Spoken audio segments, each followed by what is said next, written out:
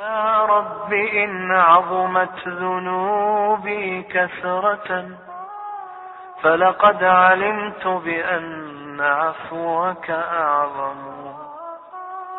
إن كان لا يرجوك إلا محسن فبمن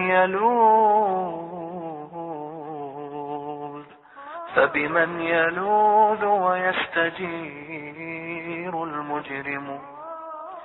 أدعوك ربي كما أمرت تضرعا، فإذا رددت يدي فمن ذا يرحم.